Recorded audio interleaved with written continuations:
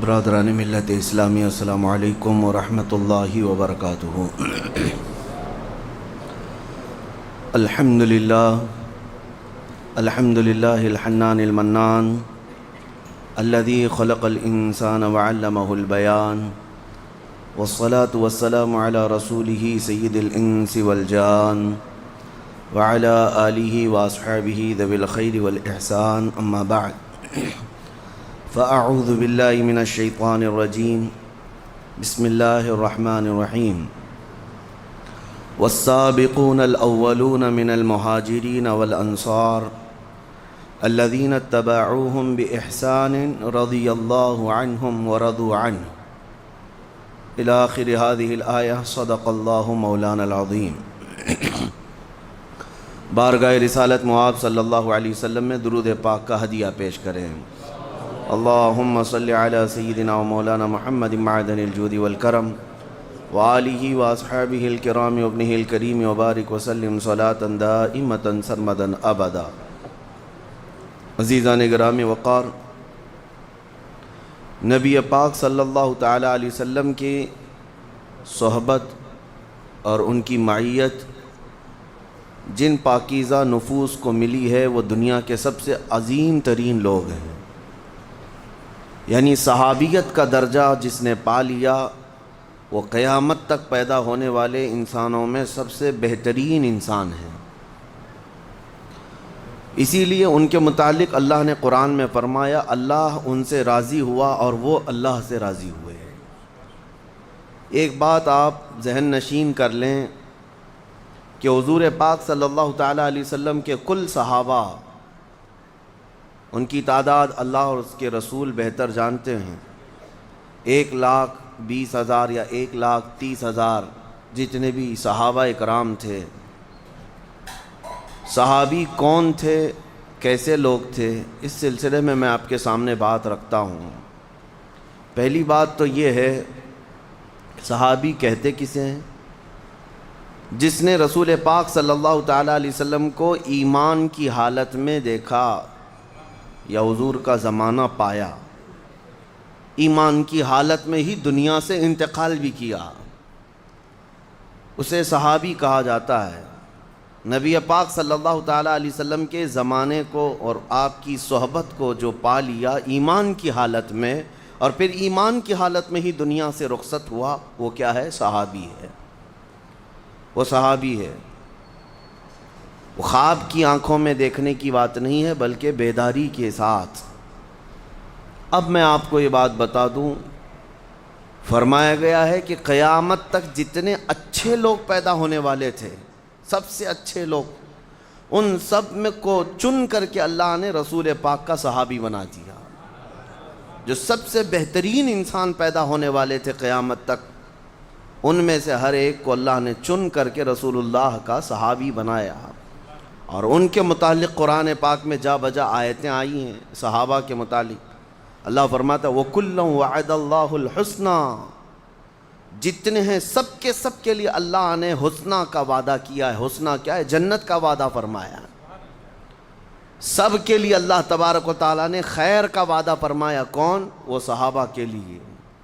ان کی صفات بھی اللہ فرماتا ہے ان الذین یحبون، اللہ تعالیٰ فرماتا ہے ان اللہ یحب الذین یقاتلون فی سبیلہ صفا کأنہم بنیان مرصوص، بے شک اللہ تعالیٰ ان لوگوں کو بے حد پسند فرماتا ہے کہ جب یہ جنگ میں جاتے ہیں ایسی صف بناتے ہیں جیسے سیسا پلائی ہوئی دیوار ہو، مضبوطی تھی ان کے اندر۔ وَأَمْرُهُمْ شُورَىٰ بَيْنَهُمْ، ان کے آپس میں معاملہ شورا سے ہوتا ہے، مشورے سے ہوتا ہے۔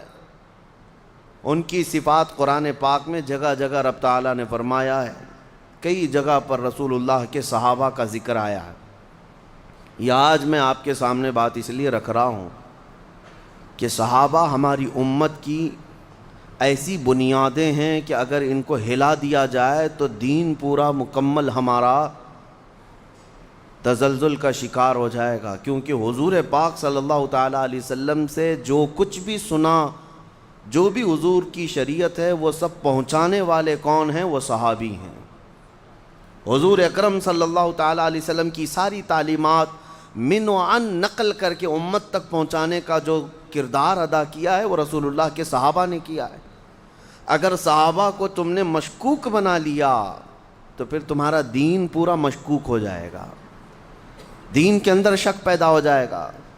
اسی لیے قاعدہ ہے ہمارے دین کا الصحابۃ کلہم عدول، جتنے صحابہ ہیں سب کے سب عادل ہیں، پرہیزگار ہیں، ان میں کسی سے جھوٹ کا شائبہ بھی ہم نہیں رکھتے۔ عزیزان گرامی وقار، یہ عقیدہ رکھنا ہر مسلمان کے لیے ضروری ہے، ورنہ اس کا دین کا نظام درہم برہم ہو جائے گا۔ اگر مثال کے طور پر کسی صحابی کے متعلق آپ شک رکھتے ہیں، بدگمانی رکھتے ہیں، نعوذ باللہ، تو مطلب یہ ہے کہ حضور کی تعلیمات اگر اس صحابی سے ہو کر کے آئی ہے تو وہ ساری تعلیمات کا بھی آپ انکار کر دیں گے، حضور پاک صلی اللہ علیہ وسلم کی ان حدیثوں کا بھی انکار ہو جائے گا۔ تو اس طرح ایک آدمی فلاں صحابی سے بغض رکھنے لگ جائے، خود رسول کریم صلی اللہ تعالیٰ علیہ وسلم کی حدیث سنو، اللہ اللہ فی اصحابی، حضور صلی اللہ تعالیٰ علیہ وسلم فرماتے ہیں میرے صحابہ کے بارے میں اللہ سے خوف رکھو۔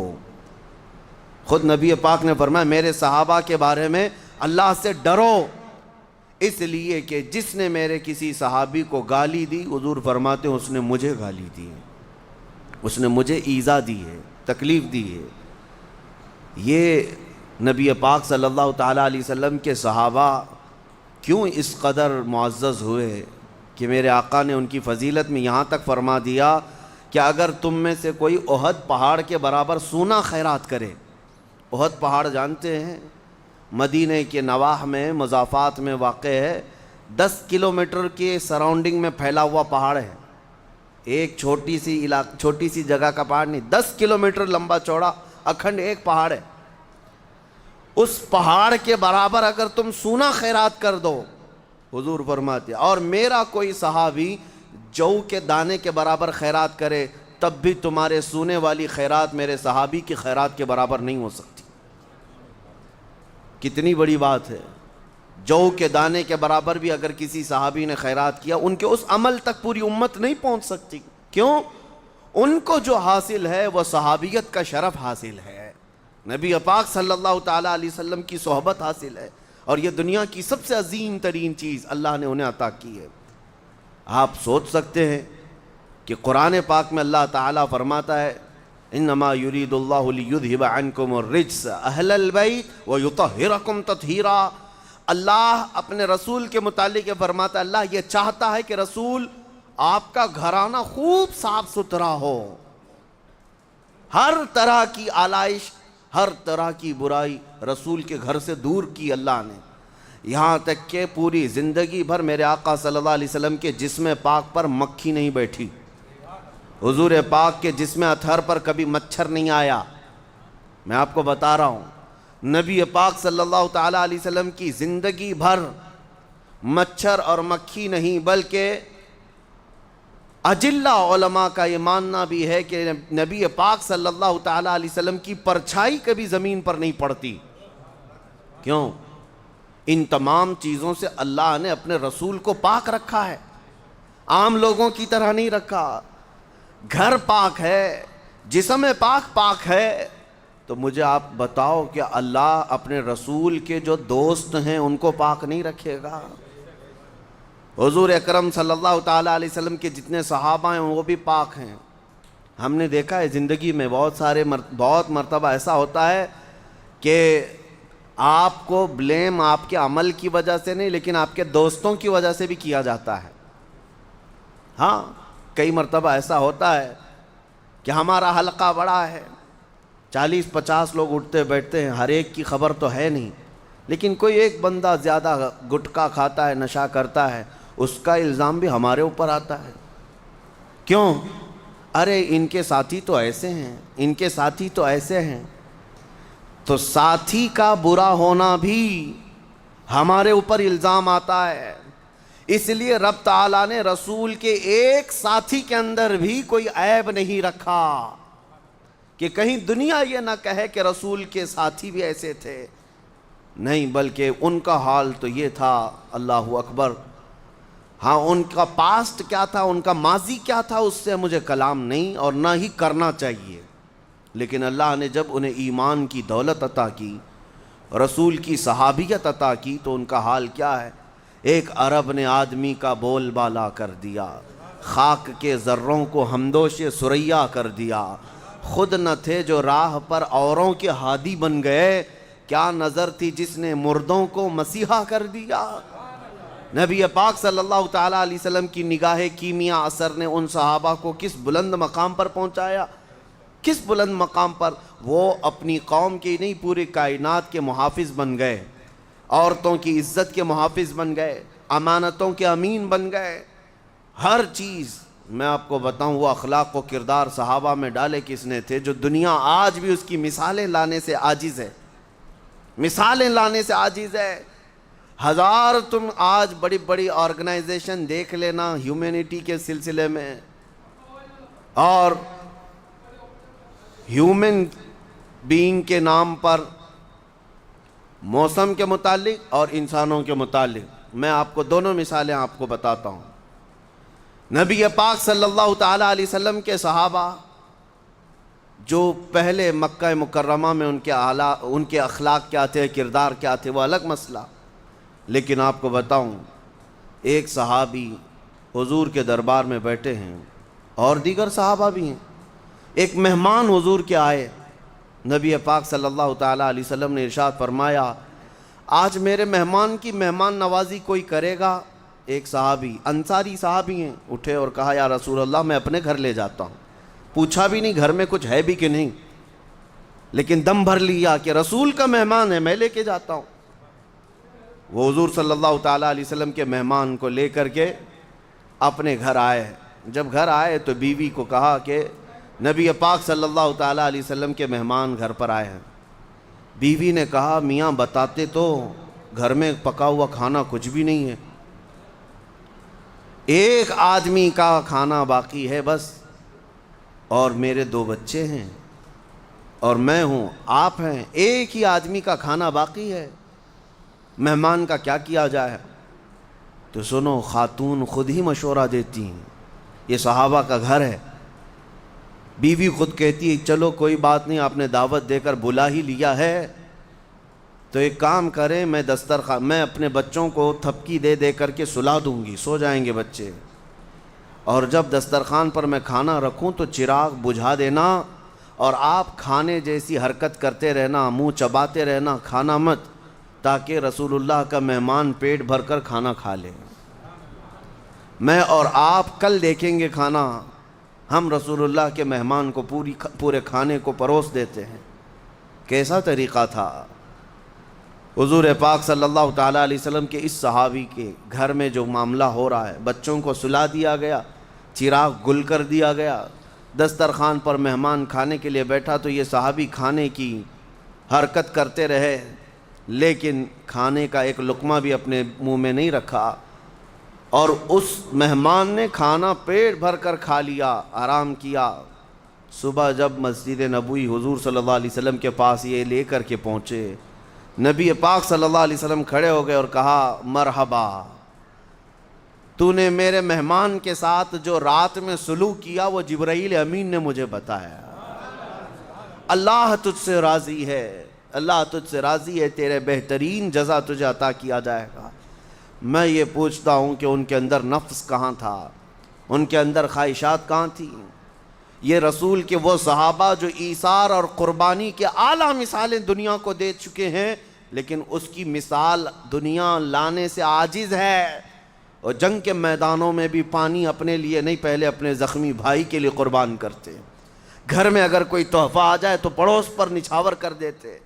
یہ معاشرہ، یہ سوسائٹی میرے رسول نے بنایا، ان صحابہ کو اعلیٰ کردار تک پہنچایا گیا ہے۔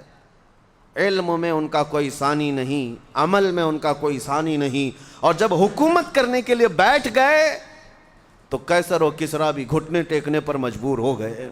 دنیا کو میرے رسول کے غلاموں نے سکھایا آداب زندگی ہوتی کیا ہے، آداب معاشرت کیا ہے، یہ میرے رسول کے غلاموں نے دنیا کو بتایا۔ پارلیمنٹ کا نظام کس نے لایا ہے؟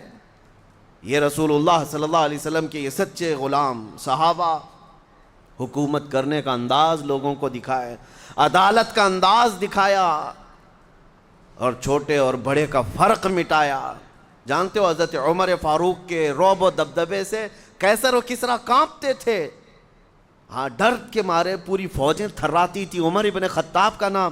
لیکن مسجد میں ایک بار کھڑے ہو کر کے پوچھنے لگے کہ اے لوگو، اگر میں اپنا کوئی نیا طریقہ شروع کر دوں، رسول اللہ کا طریقہ چھوڑ دوں، تو آپ کا کیا مشورہ؟ میرے پیچھے چلو گے یا کیا تمہارا کام ہوگا؟ ایک دیہات کے رہنے والے غریب صحابی کھڑے ہو گئے، کہا اے عمر، جب تک آپ رسول اللہ کے پیچھے چل رہے ہماری گردنیں جھکی ہیں، اور جہاں ایک قدم بھی تمہارا ہٹا ہماری تلوار ہوگی اور تمہارا جسم ہوگا، ہم مقابلہ کریں گے۔ حضرت عمر فاروق رضی اللہ تعالیٰ عنہ نے یہ نہیں فرمایا کہ وقت کے خلیفہ اور امیر المومنین کے ساتھ نے کیسی بدتمیزی کر رہا ہے، نہیں، گلے لگا لیا اور کہا حقیقت میں دین مصطفیٰ یہی ہے، شخصیت کو نہیں دیکھا جاتا، اسلام کی حقانیت کو دیکھا جائے گا۔ عزیزان گرامی وقار، وہ صحابہ کے مزاج میں آج آپ کے سامنے اس لیے عرض کر رہا ہوں کہ صحابہ نے سچے چہرے کو میرے مصطفیٰ کے دین کے، اللہ کی اس دین کے پوری کائنات میں پیش کیا ہے۔ آپ کو ایک بات میں بتاؤں، جب نجاشی بادشاہ کے سامنے صحابہ کا ایک قافلہ گیا تھا، وہ حبشہ کا رہنے والا بادشاہ، عیسائی بادشاہ، اور اس کے بعد جب یہ وفد گیا صحابہ کا کہ ہم یہاں رہنے کے لیے آئے، ہمیں پناہ دی جائے، مکہ والے بڑا ظلم کرتے ہیں، اس نجاشی بادشاہ نے کچھ سوالات کیے تھے۔ سب سے پہلے حضرت جعفر طیار یہ محفل میں حاضر ہوئے بادشاہ کے سامنے، بادشاہ نے پوچھا بتاؤ تو صحیح تمہارا دین ہے کیا، اس دین کی اسپیشلٹی کیا ہے، خصوصیت کیا ہے؟ حضرت جعفر طیار نے ایک ہی جملے میں اپنے دین کی ڈیفینیشن بتائی تھی، ایک جملے میں انہوں نے یہ ارشاد فرمایا تھا، ہمارا رسول وہ ہے جو مخلوق کی عبادت سے نکال کر خالق کی عبادت پہ لگاتا ہے۔ بس یہ دین کی ڈیفینیشن ہے، مخلوق کی عبادت سے نکال کر، کوئی بھی مخلوق کی عبادت نہیں، کوئی نہیں، چاہے کوئی اوتار سمجھے، چاہے کوئی کچھ سمجھے، ہے تو مخلوق۔ میرا دین یہی ہے، اس کی خصوصیت یہی ہے کہ یہ مخلوق کی عبادت سے نکال کر خالق کی عبادت پر لگاتا ہے۔ اب میں جو مسئلہ عرض کرنے آیا ہوں میرے عزیزو، صحابہ کا بڑا احسان امت پر ہے، بڑا احسان امت پر ہے۔ دین کا سچا چہرہ اگر وہ لے کر نہ چلتے تو دین کا نظام کیا ہوتا؟ آپ کو میں بتاؤں، جب میرے آقا صلی اللہ تعالیٰ علیہ وسلم کا آخری وقت تھا، سارا دین کس سے ہے؟ میرے نبی پاک سے۔ وہ جو نہ ہو تو کچھ نہ ہو، حضور پاک صلی اللہ تعالیٰ علیہ وسلم سے سارا دین ہے۔ صحابہ بھی ہر چیز میں میرے نبی کے محتاج تھے، لیکن وہ واقعہ، وہ حالت کیسی ہوگی صحابہ پر جب نبی پاک صلی اللہ علیہ وسلم کا آخری وقت آ گیا، جب حضور اس دنیا سے رخصت ہونے والے تھے۔ اس وقت کے حالات کتابوں میں لکھیں، پڑھ کر آج بھی رونگٹے کھڑے ہو جاتے ہیں۔ بے انتہا محبت کرنے والے صحابہ جب حضور کو اخیر وقت میں علالت میں دیکھے، حضور مسجد میں نہیں تشریف لا رہے نماز پڑھانے کے لیے، اتنی طبیعت میں علالت، نبی پاک صلی اللہ تعالیٰ علیہ وسلم کا آخری وقت جب آیا، جانتے ہیں جب روح حضور کی قبض کر لی گئی، ماں عائشہ صدیقہ کے حجرے میں تھے، سب سے پہلے جو حجرے میں داخل ہوئے حضرت ابوبکر صدیقہ ہے۔ آتے ہی نبی پاک صلی اللہ تعالیٰ علیہ وسلم کی پیشانی اقدس کو بوسہ دیا اور اس کے بعد کھڑے ہو گئے۔ حضرت عائشہ کہتی ہیں اس وقت تک تو مجھے پتہ نہیں تھا کہ رسول پاک صلی اللہ علیہ وسلم دنیا سے رخصت ہو چکے۔ حضرت ابوبکر صدیق غم کے عالم میں اندر تھے، لیکن اس وقت صدیق اکبر کا دل اور سینہ کتنا مضبوط ہوگا جو ایک لمحہ دیدار رسول سے غافل نہیں ہوتے۔ انہوں نے یہ کہا، یا رسول اللہ، جو ہونا تھا اللہ کا وعدہ ایک بار ہو چکا، اب اللہ دوسری موت کبھی آپ پر نہیں لائے گا، دوسری موت تو اب نہیں آئے گی، جو موت کا درد تھا وہ آ کر چلا گیا۔ یہ کہہ کر کے حجرے سے باہر نکلے، اعلان کر دیا، اے صحابہ، اللہ کے نبی ہم سے رخصت ہو چکے۔ وہ اپنے رفیق اعلیٰ کے پاس چلے گئے. یہ وقت کیسا ہے، سب کے سب ٹھنڈے پڑ جائیں گے. جس پر سارا معاملہ ڈیپینڈ ہو وہ تھوڑا ہٹ جائے تو حالات کیا ہوتے ہیں پتہ ہے. یہاں ہم چھوٹی موٹی چیزیں دیکھتے ہیں، کسی ایک تنظیم کا صدر ہے، کسی ایک کمیٹی کا چیف ہے، اس کے ادھر ادھر ہونے سے پوری کمیٹی پر فرق پڑتا ہے. یہ تو پورے دین کا نظام تھا. جب رسول پاک صلی اللہ تعالیٰ علیہ وسلم نے اپنی آنکھیں بند کر لی تو صحابہ پر کیا حالتیں تھی. جیسی اعلان ہوا سب ساکت و جامد تھے صحابہ. ان کے عشق کا مقام تھا، محبت کا تقاضا بھی تھا. حضرت عثمان غنی تو ایسے لگتے جیسے پتھر ہے، ان کو کوئی چونٹی کاٹے کوئی ہاتھ مارے تو ہلتے تک نہیں تھے. کچھ صحابہ دیوار سے چپکے کھڑے تھے آسمانوں پر دیکھتے ہوئے. حضرت عمر کی کیفیت یہ تھی کہ تلوار نکال کر مدینے میں گھومتے تھے. خبردار کسی نے کہہ دیا کہ میرے نبی کا انتقال ہوا، میں اس کی گردن مار دوں گا. میرے رسول اللہ کی بارگاہ میں گئے، وہ آئیں گے. یہ ان کی محبت کا تقاضا تھا. سب الگ الگ انداز میں تھے. یہاں تک کہ حدیثوں میں موجود ہے مدینہ اتنا کبھی نہیں رویا جتنا اس وقت رسول پاک صلی اللہ علیہ وسلم کی آنکھیں بند ہوئی. اور صحابہ نے یہ بھی لکھا ہے اس دن سے زیادہ روشن کوئی دن ہی نہیں آیا مدینے میں جب میرے آقا صلی اللہ علیہ وسلم ثنیۃ الوداع کی گھاٹی سے مدینے میں آ رہے تھے. اس سے روشن دن کبھی مدینے میں آیا نہیں. اور مدینے والے کہتے ہیں اس سے زیادہ اندھیرا کسی دن آیا ہی نہیں جس دن میرے آقا نے مدینے کو رخصت کیا، دنیا سے رخصتی لے لی. اس سے زیادہ اندھیرا ہماری زندگی میں آیا ہی نہیں. اب سوچو دین کا نظام چلنا کیسے ہے. حضور پردہ فرما چکے، صحابہ کھڑے ہیں. اس وقت جس نے مشن اٹھایا، باغ ڈور سنبھالی، وہ صدیق اکبر کی ذات تھی. کھڑے ہوئے ممبر پر لوگوں سے کہا، اے لوگوں بتاؤ تم محمد صلی اللہ علیہ وسلم کی عبادت کرتے تھے یا اللہ کی عبادت کرتے تھے؟ سبوں نے کہا ہم اللہ کی عبادت کرتے تھے. تو حضرت ابو بکر صدیق نے کہا وہ اللہ کل بھی تھا، آج بھی ہے، ہمیشہ رہے گا. اور محمد صلی اللہ تعالیٰ علیہ وسلم کے متعلق قرآن میں آیت ہے وَمَا مُحَمَّدٌ إِلَّا رَسُولٌ قَدْ خَلَتْ مِن قَبْلِهِ الرُّسُلُ. محمد تو اللہ کے ایک رسول ہیں، ان سے پہلے بھی رسول آئے. لیکن کیا رسول کے جانے کے بعد تم الٹے پاؤں پھر جاؤ گے؟ تو قرآن کی آیت ہے، اللہ فرماتا ہے کسی کا دین سے پھر جانا اللہ کو کوئی نقصان نہیں پہنچا سکتا. صحابہ کہتے ہیں اس دن ہم کو لگا یہ آیت کہاں تھی، اب تک ہمارے ذہن میں ہی نہیں آئی. سب کھڑے ہو گئے. حضرت ابو بکر نے کہا نماز کا وقت ہے، نماز قائم ہو. 2 دن تک نبی پاک صلی اللہ تعالیٰ علیہ وسلم کا جسم ناز حجرے میں رکھا ہوا تھا، 2 دن تک، اور نمازیں برابر وقت پر ہوتی رہیں. اسلامی احکام جیسے تھے ویسے ہی ہوتے رہے. حضور کی تدفین کا معاملہ آیا. صحابہ اکرام رضوان اللہ تعالیٰ علیہ مجمعین میں اب کون مشورہ کرے گا؟ اختلافات بہت ہوئے ہیں لیکن کوئی اختلاف اس غلیظ قسم کا نہیں تھا کہ ایک دوسرے کو گالیاں دی جائیں. یہاں تک کہ میں آپ کو بتاؤں یہ مسئلہ آج میں نے جمعہ میں چھیڑا ہی اس لیے ہے کہ آج اس کی ضرورت ہے. میں ابھی بتاتا ہوں. حضور کے وصال کے بعد جب آپ کی تدفین کا معاملہ آیا، غسل کے لیے صحابہ میں اختلاف ہوا کہ غسل دینا چاہیے کہ نہیں دینا چاہیے، اور دے گا تو کون دے گا نبی پاک صلی اللہ علیہ وسلم کے جسم پاک کو. صحابہ کہتے ہیں ہم حجرے میں کھڑے تھے، آدھے کہہ رہے تھے کہ غسل دینا ہے اور آدھے کہہ رہے تھے نہیں دینا. اختلاف ہے یا نہیں ہے؟ فرماتے ہیں اچانک ہمیں اونگ آئی، سب جتنے تھے وہاں پر اونگ آئی، جیسے جھپکی لگتی نیند. تھوڑی دیر کے لیے اونگ آئی، اس کے بعد ہم نے سر جھٹک کر بیداری کا اظہار کیا. دیکھا تو ہم تو بیدار تھے لیکن رسول پاک غسل کیے ہوئے تھے، جسم پاک پر پانی کے قطرات تھے. صحابہ نے کہا یہ اللہ کی مرضی ہے، اپنے رسول کو اس نے اپنے ملائکہ سے غسل دیا. پھر اب دفن کہاں ہو، اس سلسلے میں بھی صحابہ کا اختلاف تھا. بعض صحابہ کہتے تھے کہ بیت المقدس لے کر کے جائیں گے، مسجد اقصیٰ میں جہاں کثرت سے انبیاء اکرام دفن ہیں وہاں ہم رسول اللہ کو دفن کریں گے. بعض کہتے تھے نہیں، حضور کا پیدائشی مقام مکہ ہے، ہم مکہ لے کر جائیں گے. اختلاف تھا کہ نہیں تھا؟ صحابہ میں اختلاف ہوا. حضور کا جسم ابھی موجود ہے میں آپ کو بتا رہا ہوں یہ اختلاف کس قسم کا تھا، سب حق کی تلاش میں اختلاف تھا۔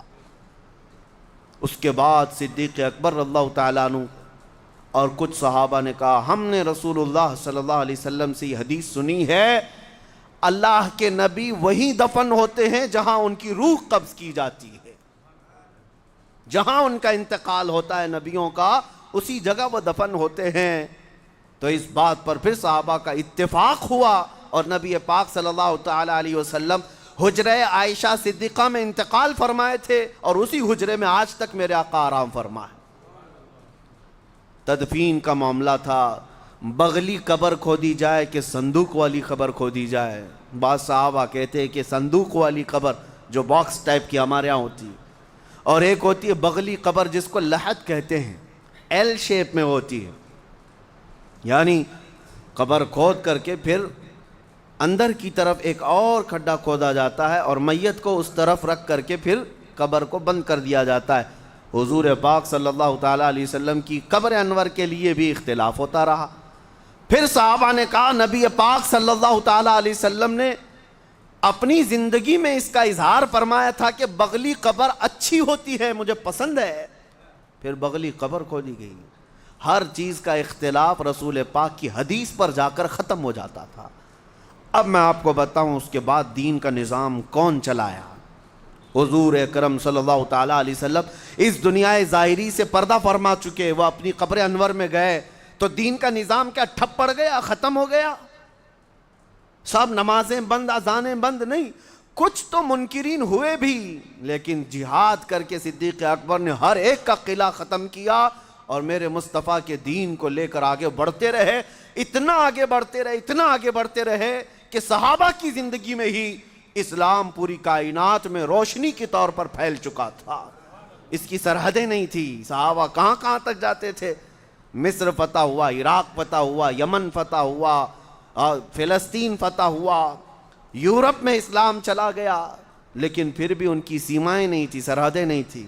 آپ کو بتاؤں 1400 سال پہلے صحابہ کا حال یہ، عقبہ بن نافع عمرو بن عاص کے ساتھ مصر فتح کرنے والے گورنر ہیں، وہ سپہ سالار ہیں، عقبہ بن نافع یہ جرنیل ایک دن گھوڑا لے کر رات کے وقت اندھیرے میں نکل پڑے، چند ساتھی بھی پیچھے آئے، 14ویں کا چاند طلوع ہے، 1400 سال پہلے کی بات کر رہا ہوں، 14ویں کا چاند طلوع ہے، عقبہ بن نافع گھوڑے کو ایڑ لگاتے اور اچھال دیتے تھے، گھوڑا اچھلتا تھا پھر نیچے آتا تھا، اچھلتا تھا پھر نیچے آتا تھا۔ کوئی کھیل ہے، کوئی کرتب ہے، کوئی تماشا ہے؟ ساتھیوں نے پوچھا عقبہ بن نافع سے کیا کر رہے ہو آپ، گھوڑے کو ایڑ لگاتے ہو، گھوڑا اچھلتا ہے پھر آتا ہے؟ عقبہ بن نافع کہتے ہیں سارے علاقے فتح کرتے کرتے چلے گئے، میری خواہش یہ ہے کہ کاش میرا گھوڑا چھلانگ لگا کر چاند پر جاتا، میں وہاں پر میرے مصطفیٰ کا جھنڈا لہرا کر آتا۔ ان کی سیمائیں نہیں تھی، ان کی سرحدیں نہیں تھی۔ اسلام کے لیے وہ اتنے مخلص تھے کہ انہوں نے بیابانوں کو، جنگلوں کو، صحراؤں کو سب طے کر لیا۔ اور آج کا کم ظرف انسان ان صحابہ کے بارے میں اگر انگلی اٹھاتا ہے، اس سے بڑا بدبخت کون ہے، اس سے بڑا ہرما نصیب کون ہے، جنہوں نے ان کی محنتوں کو نہیں دیکھا۔ صحابہ کی تکالیف تمہیں پتہ ہے، مشقتیں، میاں زندگی بھر ان کے استقامت کے امتحانات آج بھی تم لے کر کے دکھاؤ، کیا ان کے ساتھ امتحانات کم ہوئے؟ ایسے امتحانات جن کو ذکر کرنے سے آج آنکھیں بھیگ جاتی ہیں۔ رسول پاک کے نام پر انہیں کیا ایذائیں نہیں دی گئی؟ کیا آپ کو پتہ ہے وہ سیدہ سمیہ کو مکہ میں کس طرح سے مارا گیا تھا؟ ان کے چاروں ہاتھ پیر کو گھوڑے کے چاروں پیروں سے باندھ کر گھوڑے کو دوڑایا گیا تھا، ایک ایک ہڈی سرکتی تھی، اور جب چوراہے پر گھوڑا دوڑتا ہوا آیا تو ابو جہل نے سیدہ سمیہ کی شرمگاہ پر نیزہ مار کر انہیں شہید کیا تھا۔ عمر والی خاتون تھی، صحابیہ تھیں، جان دے دیا، لیکن دین اسلام سے ایک حرف بھی نہیں ہٹنے کو تیار۔ آخری جملوں پر بھی یہی تھا، اللہ احد، میرا اللہ ایک ہے۔ ان کے استقامت کے جذبے، آپ کو پتہ ہے احد کے میدان میں عبداللہ بن جہش ایک صحابی ہیں جن کے 80 ٹکڑے کیے گئے تھے، 80 ٹکڑے جسم کے، اور کافروں نے ہر ٹکڑے کو ہار بنا کر کے رسی میں پیرو کر گلے میں پہن لیا تھا۔ اور دنیا کو دکھا رہے تھے یہ محمد عربی کا غلام ہے، بہت اتراتا تھا، اس کے ٹکڑے آج ہمارے گلے میں ہیں۔ وہ صحابہ نے ہر مشقت، ہر چیز کا سٹرگل کیا ہے۔ آج مجھے درد اس بات کا ہوتا ہے ان کی طرف بھونکنے والے کتنے بد نصیب لوگ ہیں۔ انہوں نے رسول اللہ کی صحابیت پائی ہے، صحابیت ہی نہیں معیت پائی ہے، اپنی زندگیاں وار دی ہیں میرے آقا کے نام پر۔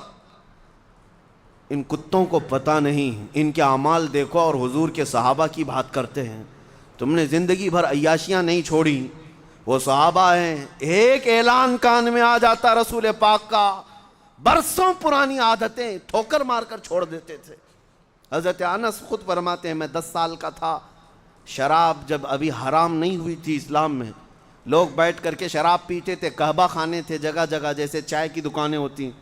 حضرت انس کہتے ہیں میں پیالے بھر بھر کر لوگوں کو شراب دیتا تھا، سپلائی کرتا تھا۔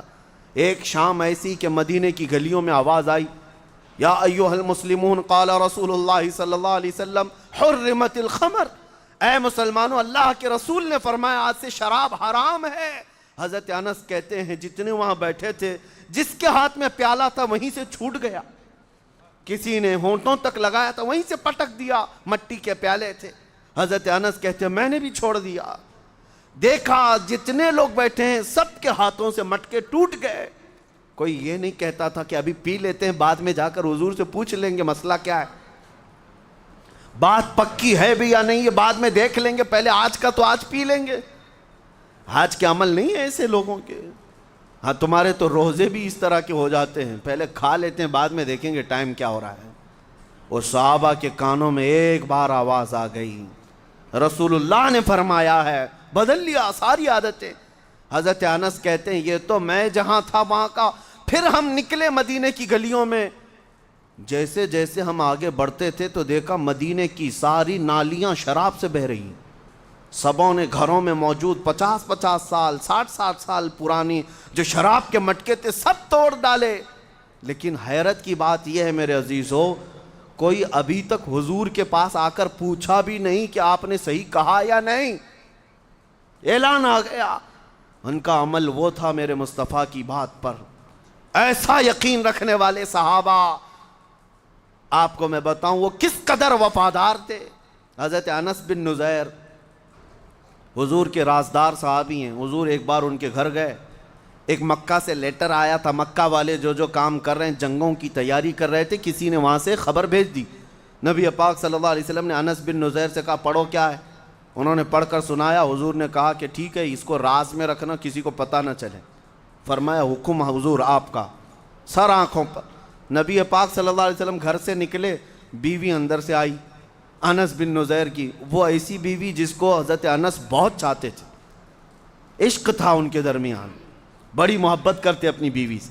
بیوی باہر آئی، انس بن نزیر سے پوچھا کیا رسول اللہ صلی اللہ علیہ وسلم کے پاس کیا بات چل رہی تھی؟ انس بن نزیر نے کہا اس میں تمہیں دخل اندازی کی ضرورت نہیں، تمہاری محبت تمہارا عشق جو میرے ساتھ ہے، میرا تمہارے ساتھ ہے، اس کا مقام الگ، یہ رسول اللہ کی بات ہے۔ تو انس بن نزیر کی عورت کہتی ہے ٹھیک ہے چھپانا چھپاؤ، لیکن میں نے تو سن لیا مکہ سے لیٹر آیا ہے، جنگوں کی تیاری ہو رہی ہے، سن لیا تھا دیوار کے پیچھے سے۔ حضرت انس بن نزیر کیا کرتے ہیں، سیدھے اپنی بیوی کی گردن پکڑ لی، کہا اس وقت تک میں گردن سے ہاتھ نہیں ہٹاؤں گا جب تک میرے رسول کا فرمان نہیں آ جاتا، کیونکہ میں خیانت دار میرے مصطفیٰ کا نہیں بن سکتا، چاہے میرے اور نبی کے درمیان میرا باپ آ جائے، میری ماں آ جائے، میری بیوی آ جائے، کوئی بھی آ جائے، گردن پکڑ کر کے حضور کے پاس لے آئے۔ ایک طرف محبت ہے، ایک طرف عشق بھی ہے، اور حضور صلی اللہ تعالیٰ علیہ وسلم کے پاس آ کر عرض کرتے ہیں یا رسول اللہ مجھ گنہگار کو معاف فرمائیں، میں نے آپ کے راز کو افشا نہیں کیا، لیکن اس نے دیوار کے پیچھے سے سن لیا۔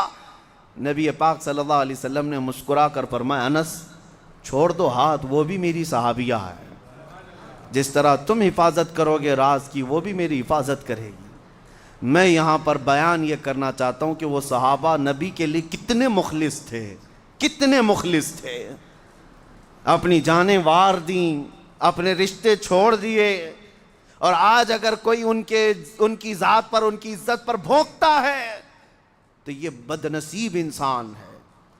خود فرمایا گیا کہ وہ گمراہ ہو کر مرے گا جو رسول کے صحابہ کے بارے میں بات کرتا ہے، گمراہ ہو کر مرے گا۔ ایک بھی صحابی کے متعلق آپ انگلی نہ اٹھائیں، ورنہ میرے نبی کے سلیکشن پر اعتراض ہوگا، میرے نبی کی صحبت پر اعتراض ہوگا۔ وہ صحابہ کی جتنی بھی باتیں میں بتاؤں کم ہیں میرے عزیزو نبی پاک صلی اللہ تعالیٰ علیہ وسلم کے متعلق۔ اب میں بات یہ عرض کر رہا ہوں، کچھ لوگ یہ کہتے ہیں کہ ٹھیک ہے سب صحابہ کو ہم مانتے ہیں، ان کے درمیان آپس میں جو اختلافات ہوئے، کچھ تو جنگیں بھی ہوئی، اس کا کیا؟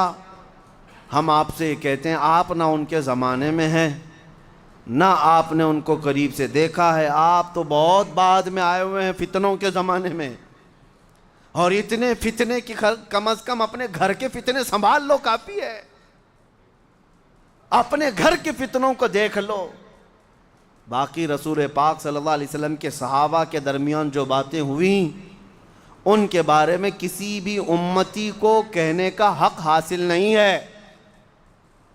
مشاجرات صحابہ کو بیان کرنا حرام ہے، حرام ہے۔ وہ انسان تھے، رسول پاک کے دیوانے تھے۔ کیا میں نے اس سے قبل یہ باتیں نہیں بتائیں؟ صحابہ میں کئی مرتبہ تکرار ہوئی۔ اب میں ایک مثال آپ کو دیتا ہوں۔ حضور کے صحابہ موجود تھے، نبی پاک صلی اللہ تعالیٰ علیہ وسلم نے اس جماعت سے کہا صحابہ کی کہ جاؤ بنو قریظہ چلے جانا، ایک محلے کا نام ہے بنو قریظہ، مدینے سے تھوڑا باہر ہے۔ حضور نے فرمایا جلدی جاؤ، اتنی جلدی کہ عصر کی نماز وہاں جا کر پڑھنا۔ بات سمجھ رہے ہیں؟ 10 صحابہ تھے، 12 صحابہ تھے، جتنے بھی صحابہ تھے، ایک جماعت تھی صحابہ کی، نکل پڑے۔ نبی پاک کا فرمان تھا بنو قریظہ میں پہنچنا ہے، جلدی جانا ہے، اس لیے نبی پاک نے فرمایا۔ اب چلتے چلتے دیر ہو گئی، سورج ڈوبنے کے قریب آیا، عصر کی نماز تو جا رہی ہے، ابھی بنو قریظہ پہنچے نہیں، کریں کیا؟ صحابہ میں 2 جماعتیں ہو گئی۔ بعض نے کہا نہیں، ہم کو تو رسول اللہ نے فرمایا وہاں پہنچ کے ہی نماز پڑھنا ہے، ہم بیچ میں نہیں پڑھیں گے، ہم وہیں جا کے پڑھیں گے۔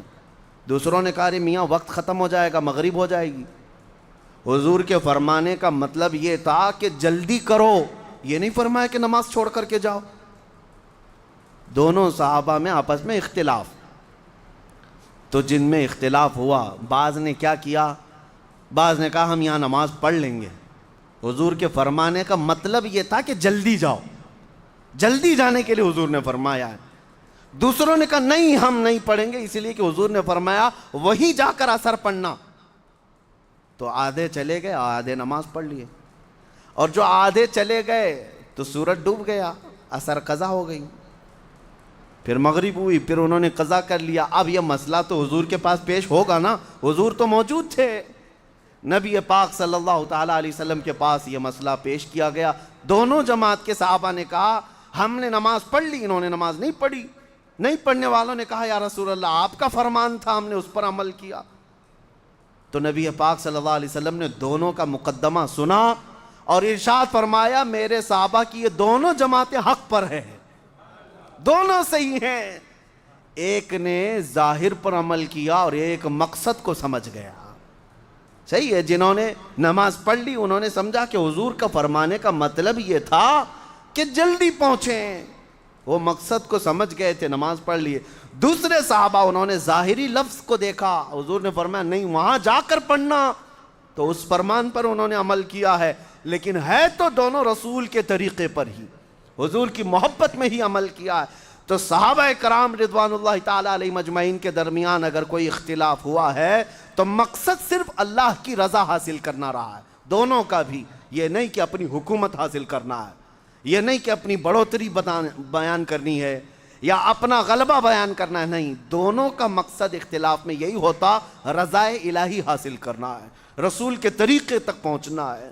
اس لیے میرے عزیزو ان کے درمیان جو بھی معاملات ہوئے ہیں، آج سوشل میڈیا پر بہت سارے مناظرین بیٹھے ہوئے ہیں، ہاں مناظرہ کرنے والے چوک پر، کٹے پر، گلی کے نکڑ پر بیٹھ کر کے وہ صحابہ پر باتیں کر رہے ہیں، بڑے بڑے صحابہ اکرام کے بارے میں کلام کر رہے ہیں۔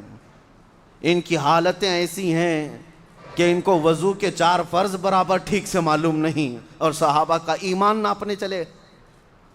ان سے اگر ابھی جا کر کے پوچھیں کہ غسل کی سنتیں کیا ہیں، انہیں وہ پتہ نہیں، اور یہ صحابہ کے ایمان کے بارے میں بات کر رہے ہیں۔ وہ نبی پاک صلی اللہ تعالیٰ علیہ وسلم کی شریعت کے پلر ہیں، صحابہ کھمبے ہیں، ان کھمبوں میں سے ایک بھی کریک ہوگا تو چھت نیچے آ جائے گی۔ صحابہ کی حیثیت کو سمجھو۔ اب میں آخر میں یہی کہوں گا، میرے آقا صلی اللہ تعالیٰ علیہ وسلم کی اس حدیث پر، اصحابی کالنجوم بأیہم اقتدیتم اہتدیتم، حضور نے فرمایا میرے سارے صحابہ تاروں کی مانند ہیں، جس تارے کی بھی اقتدا کرو گے ہدایت پا جاؤ گے، جس ستارے کی بھی پیروی کرو گے حضور فرماتے ہیں ہدایت پا جاؤ گے۔